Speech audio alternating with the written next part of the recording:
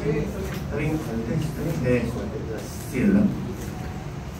Bueno, voy a hacer dos teorías, como les mencioné la vez pasada. Esta de acá es de tratamiento de diarrea, protocolo de tratamiento, plan A, plan B y plan C. Me parece que esta no va a entrar al examen, esta no entra.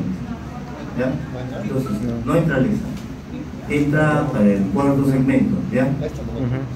Entonces, la siguiente teoría sí va a entrar en el examen que viene este lunes, ¿ya? Bueno, entonces, tratamiento para la diarrea, plan A, plan B y plan C.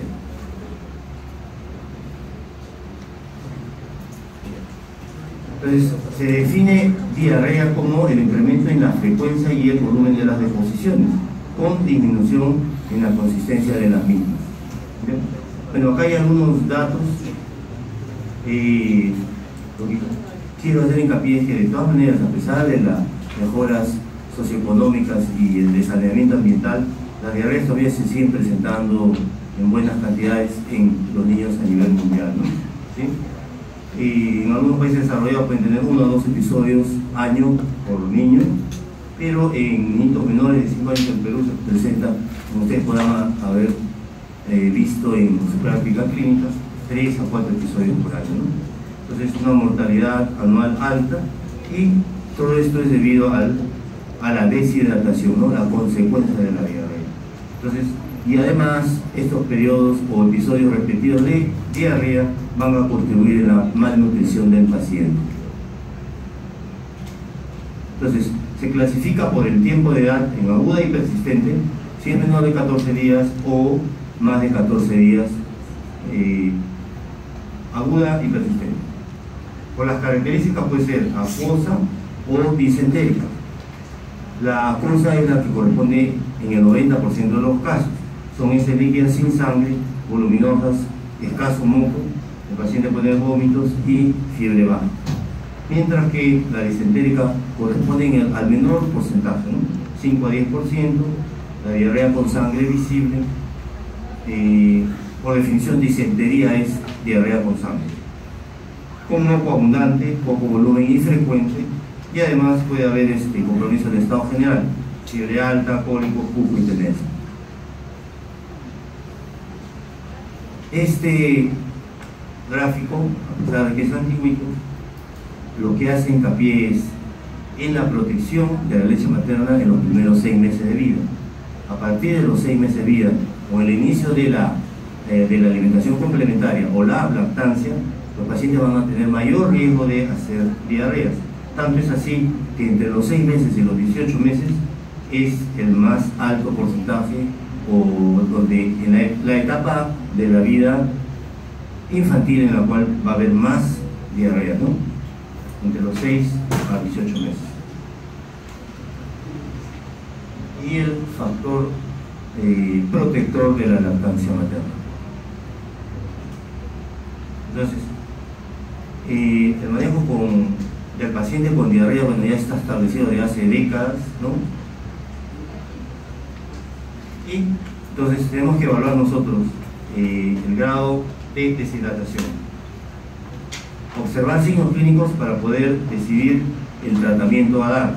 Entonces, si no hay deshidratación, procedemos al plan A, deshidratación sin shock al plan B, y la deshidratación con shock al plan C. Entonces, Misicaya, ¿está Misicaya o no? Misicaya. No ha venido Misicaya, a ver, Misicaya.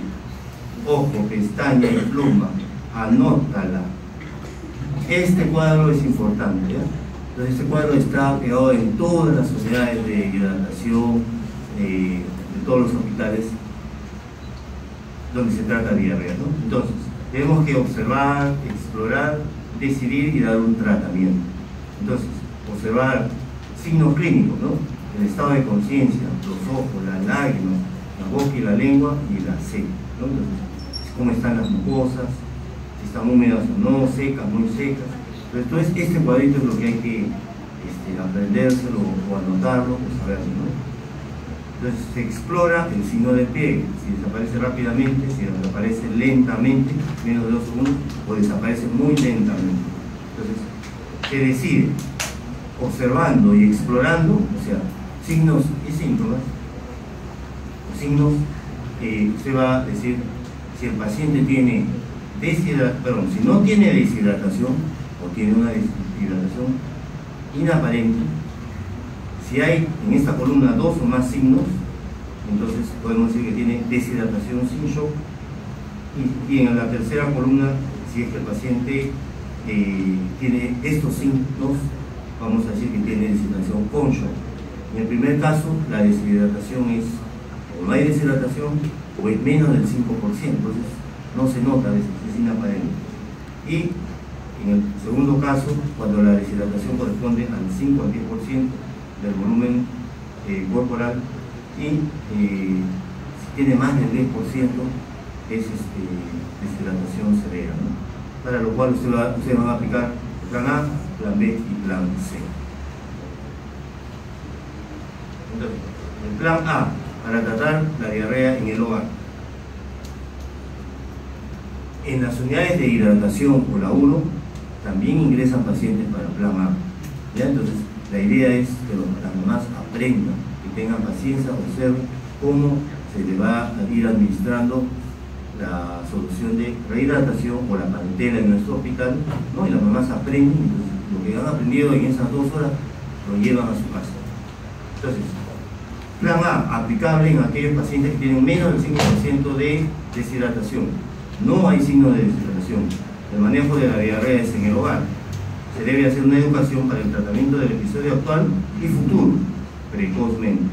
Identificar el riesgo de deshidratación, es decir, se debe evitar llegar a la deshidratación.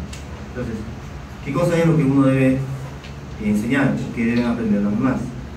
Aumentar a dar líquidos a los pacientes, a libre demanda, lentamente, con cucharitas, jeringa, goteros o sorbos pequeños. Si el paciente vomitara, hay que esperar 10 minutos para reiniciar. Y la reposición se debe hacer en menores de 2 años, de 2 a 10 años o mayores de 10 años, con estos volúmenes más o menos calculados, ¿no? El de más de 10 años a libre demanda. Ya. Los líquidos a administrar. Se puede administrar líquidos claros, ¿no? O sea, infusiones, agua. En aquellos pacientes que no tienen riesgo de deshidratación, ¿verdad? Esos pacientes que uno dice, bueno, tienen una frecuencia o un flujo bajo de heces, uno puede dar más líquidos y el paciente puede alimentarse y no debería haber muchos problemas. Sin embargo, si la diarrea persiste, el flujo va aumentando, y si uno da solo líquidos claros, puede causar trastornos hidroelectrolíticos, ¿no? Hiponatremia. Acuérdense que dar infusiones o dar agua solamente líquidos, agua no, ¿no? Entonces, lo ideal sería administrar suero de rehidratación oral, y hay que ir observando la tolerancia frente a este producto, ¿no? Algunos nombres comerciales como Frutiflex, Electoral, Intrax, y evitar aquellos líquidos que tienen alta carga osmótica, por ejemplo, gaseosa, frus, diarrea osmótica, ¿no? Entonces, hay algunos preparados, el Gate, bueno, eso tiene la composición, si la miran comparada a las sales de rehidratación oral, son diferentes, ¿ya? Inclusive tiene más glucosa y bueno, está hecho para deportistas o personas que han perdido líquidos por transpiración o por ejercicio, ¿no? Pero no tanto para los pacientes con diarrea.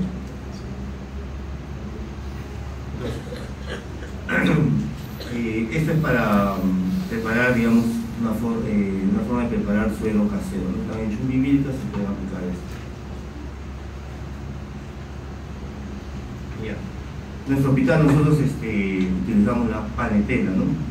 Y entonces la panetela, bueno, ahí está la cantidad de ingredientes a utilizar y la cantidad de micronutrientes que va a proporcionar esta panetela, ¿no? Entonces, si han tenido la oportunidad de probar panetela, parece como si fuera un cuáquer y es agradable, es bien intolerable eso. Acá les pongo algunos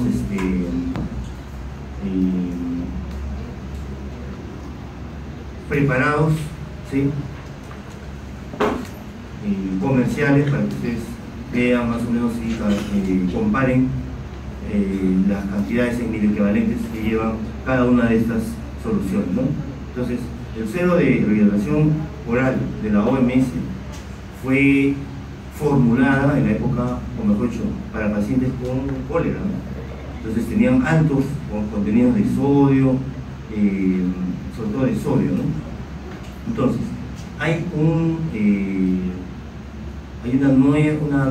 nuevo preparado que es el suero de baja osmolaridad, SBO, también por la OMS, en la cual se ha bajado la cantidad de sodio, ¿sí? Y es la que actualmente se utiliza mayormente, ¿no? Entonces hay solución de sal, Hidrax, en total usamos Hidrax, Fructiflex, Salvador, Electoral, etc. Entonces pueden comparar ahí los valores, ¿no?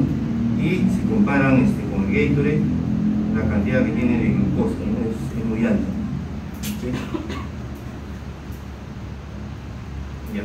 Entonces, dentro del plan A debemos continuar con la alimentación usual, teóricamente, ¿ya? Continuar con la lactancia materna fraccionada, teóricamente no hacer una dieta, ¿no? A veces, lo que pasa es que los pacientes están enfermos, entonces baja su apetito en realidad, entonces comen poco, pero teóricamente no debería hacerse una dieta, ¿no?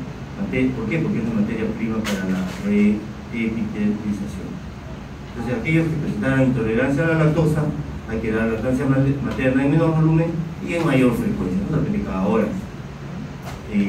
La otra posibilidad es disminuir la lactancia materna y dar más aplactancia. Dar leche sin lactosa, y bueno, se recomienda no diluir leche porque se estaría generando menor cantidad de calorías, ¿no? En el plan A se debe reconocer, o sea, la mamá debe irse sabiendo, reconocer signos de deshidratación, reconocer que hay riesgo de deshidratación cuando la frecuencia y el volumen de las diarreas y los vómitos aumentan. Si hubiera sangre en heces, si persistiera fiebre, ¿no? O la ingesta de alimentos y líquidos es pobre, o sea, hay mayor compromiso del estado general. Entonces, educación, medidas de higiene, lavado de manos, manipulación de alimentos, inclusive por manipulación de los pañales, ¿no? Entonces, y verificar finalmente la comprensión de la información dada a la madre. Plan B, ¿no? Este es el plan B. En el plan B, para deshidratación sin shock, aquellos pacientes que han perdido 5 al 10% del peso corporal. Es importante, por lo tanto, tener un peso confiable, ¿no? De saber cuánto pesaba antes y pesarlo actualmente. Se utiliza la terapia de rehidratación oral y se utiliza el suero de rehidratación oral o el suero de baja osmolaridad lentamente. Si el paciente presentara vómitos o rechazara, se debería utilizar sonda nasogástrica, ¿ya? A razón de gastroclisis de 5 a 10 gotas kilómetro. No se debería utilizar la vía oral si hay trastorno del sensorio ilio, para lo cual se utiliza la solución polielectrólica. En realidad, originalmente el plan B era vía oral, pero existe pues un híbrido que se llama plan B endovenoso, ¿ya? Que ahorita vamos a ver. Sí, acá les menciona justo plan B endovenoso, en el cual se ve que el paciente, o sea, no tolera, vomita, no tolera, entonces se aplica ya el plan B endovenoso, para lo cual se necesita personal entrenado, hay que colocar una vía, se necesita material estéril, los costos aumentan, hay riesgo de sobrehidratación, porque bueno, le pasan los líquidos y a veces se pasan de hidratación. Hay riesgo de infección, traumática e incómoda, y la madre en realidad no participa activamente, ¿no? Solamente de pasar el fluido. Y evita la aceptación precoz de alimentos. Además puede prolongar la hospitalización. El plan B, en la fase de reparación. Reparación significa reparar el déficit, ¿no? Entonces, se utiliza esta formulita que es 50 a 100 cc kilo en 4 horas, a razón de 25 cc kilo hora en 4 horas. Entonces, si el peso es desconocido, acá hay una formulita o una tablita de suero a suministrarse en las primeras 4 horas, ¿no? De acuerdo al peso, la edad. Ya. Entonces, si el paciente ingresa a plan B, debería hacerse ya una historia clínica y debe iniciarse, si es plan B, vía oral o vía endovenosa, uno debe hacer el balance en las siguientes 4 horas, ¿no? Entonces, por eso, esas 2 rayas rojas lo que indican es el inicio de la fase de reparación y el final de la fase de reparación. Entonces ustedes tienen que observar cuánto de caquita hizo, cuánto de pitch hace, cuánto de suero toma. Entonces tienen que hacer el balance, flujo de ese, flujo de orina y el balance hídrico. En pediatría, en estos niños acá, el peso, mejor dicho, el volumen ganado, o sea, el balance hídrico positivo o negativo debe verse reflejado en el peso del paciente. ¿Ven? Entonces, fase de reparación, reparar el déficit, como dice su nombre, reparación. Entonces, uno debe evaluar en las 2 horas, en 1 hora si están muy graves y obviamente al final de las 4 horas. Si luego de esto uno dice el paciente está hidratado, entonces el paciente pasa a la fase de mantenimiento. ¿Eh? Mantenimiento significa reponer volumen a volumen las pérdidas. Si el paciente está está con deshidratación sin shock, o sea, ustedes diagnostican, ¿qué diagnostican? Plan B, ampliar 2 a 4 horas. Si el paciente entra, o sea, mejor dicho, luego de estas 4 horas o 2 horas, dice, pucha, el paciente sigue perdiendo, está balance hídrico negativo, está entrando al shock, darán plan C.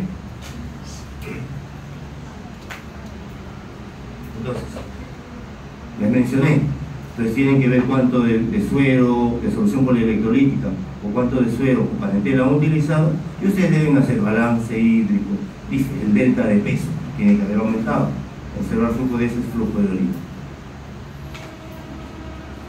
Ya, entonces dice, fase de reparación, reparar el déficit.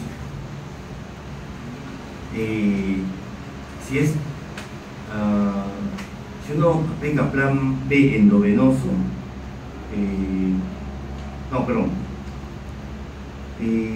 ¿cuándo ver la posibilidad de aplicar plan B endovenoso? Si ustedes tienen dos periodos de plan B y persiste la deshidratación sin shock, o sea, plan B oral y persiste la deshidratación. Luego de 4 horas y hay pérdidas altas, ¿no? Entonces la reposición va a ser difícil. Cuando la diarrea es de alto flujo, entonces si el paciente sigue haciendo caca, o sea, flujos altos, el paciente se les va a escapar y se les va a deshidratar, ¿ya? Luego, si el paciente tiene vómitos persistentes, vomita, entonces al final el balance le va a salir negativo, van a tener que aplicar endovenoso. Además, si hay ilio o alteración del sensor. Y obviamente se hace el plan B endovenoso a razón de 25 cc/hora por 4 horas, ¿no? Luego de eso, ustedes evalúan. Si el paciente está hidratado, pasa a plan A, mantenimiento, o sea, reponer volumen a volumen. Si el paciente sigue igual, otra vez, otro episodio del plan B. Y si está deshidratado, plan C.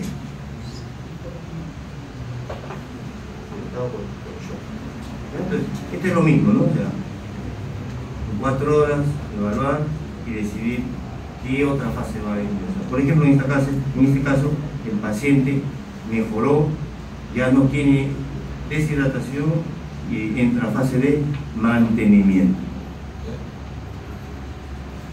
Entonces, en la fase de mantenimiento, su nombre lo dice, mantener hidratado al paciente. Entonces, hay que usar la dieta usual más el suero de rehidratación oral, reponiendo volumen a volumen. Si uno da endovenoso, bueno, vamos a tener que darle sus requerimientos basales y solución polielectrolítica, reposición volumen a volumen. Entonces, reponer diarreas líquidas y semilíquidas, volumen a volumen idealmente, para lo cual es necesario tener peso exacto, a veces no hay personal suficiente para ello. En las niñitas es difícil cuantificar, ¿no? Se apunta piche con caja, ¿sí? Luego, hay que administrar, acuérdense, suero de rehidratación oral o solución polielectrolítica. Volumen a volumen significa 10 cc kilos por cada diarrea cada, ¿ya?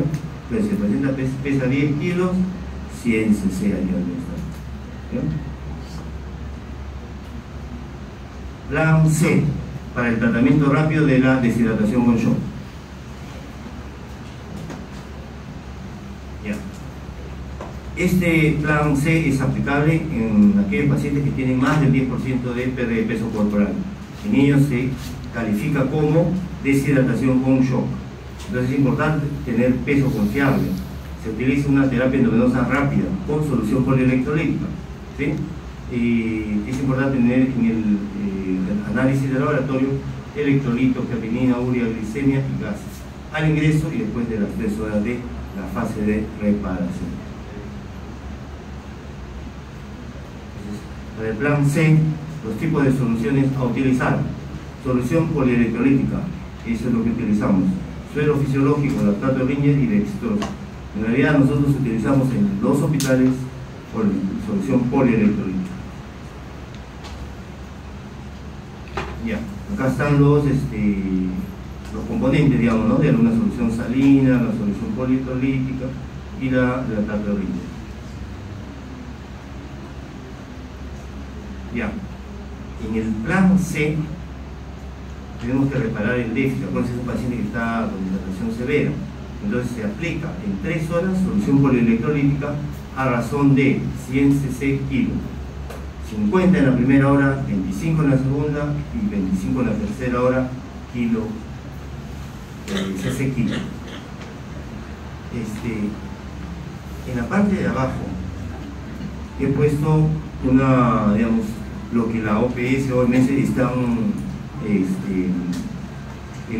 algunas guías nuevas dicen esto, ¿no? Pero en realidad la primera, lo que está enmarcado en este rectángulo rojo, es una forma práctica y fácil de recordar, digamos, ¿no? Entonces nosotros todavía seguimos utilizando de esta manera, ¿no? ¿Ya? 100 cc kilo en 3 horas, a razón de 50, 25, 25 en la primera, segunda y tercera hora respectivamente.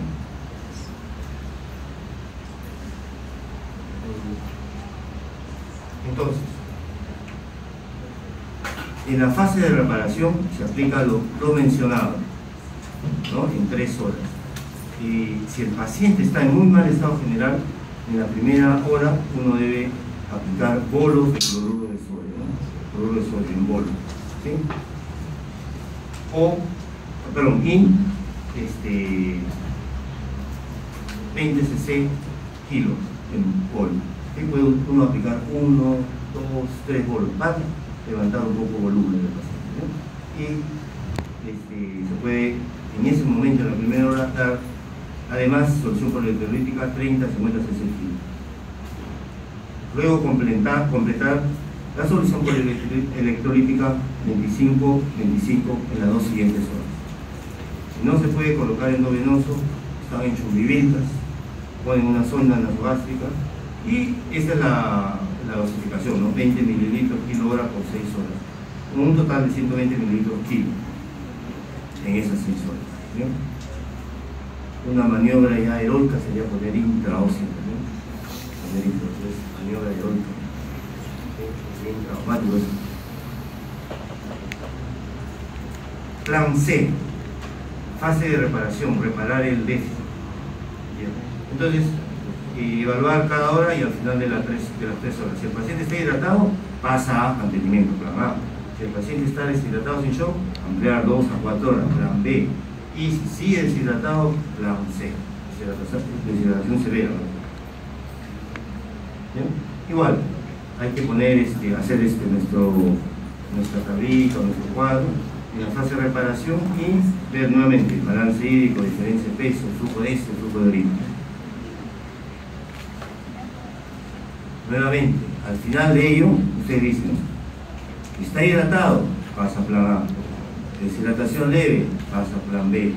Deshidratación severa, plan C.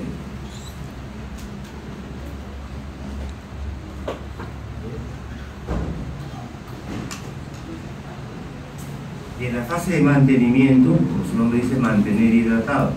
Lo mismo que mencioné la vez antes. Dieta usual más suero, requerimientos basales más solución polielectrolítica, volumen a volumen, reposición volumen a volumen. Reponer diarreas líquidas y semilíquidas. Hay que saber cuál es el peso exacto, tener personal entrenado y suficiente. Difícil en niñas, una cuantificación. Y la dosificación siempre es la misma, ¿no? Por cada caquita, 10 cc kilo.